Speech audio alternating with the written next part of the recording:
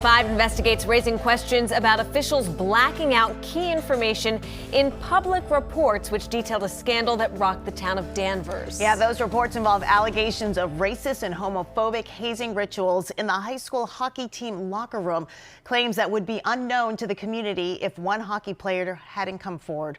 Our Karen Anderson brought those reports to an outside expert who raised serious concerns.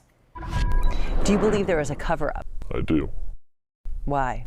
Look how much black writing is there. That's a cover-up. This hockey player is talking about reports produced by 3 different town investigations in Danvers involving alleged violent, racist, and homophobic hazing rituals inside the boys' varsity hockey team locker room.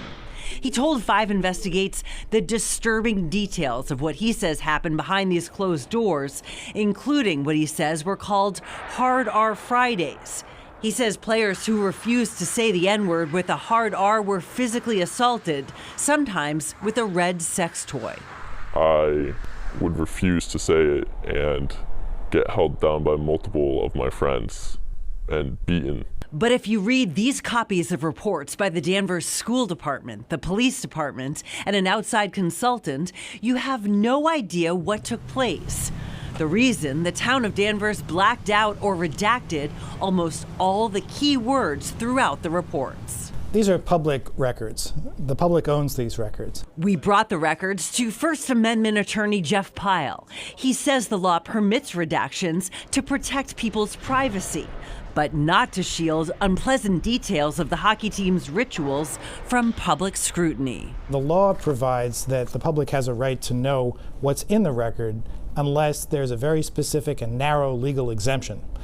These are very broadly redacted, and that leads me to suspect that they're more redacted than is possible or permissible under the law. In the school department's report, Pyle found redactions he says had no legitimate purpose. There is a conclusion that's redacted that says a culture of normalizing blank and blank language existed amongst the blank team.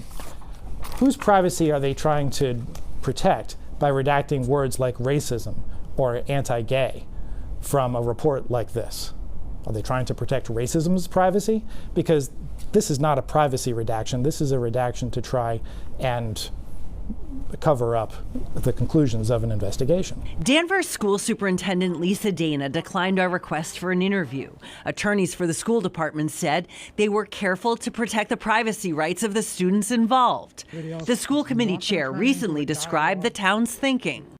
Would it have helped them to have details about any of the conduct that we acknowledged publicly was inappropriate? Would that have served their emotional safety in this school had we come out with it publicly? Pyle says the town even took it a step further and left visible many statements in the reports that said nothing seriously wrong happened in the hockey locker room.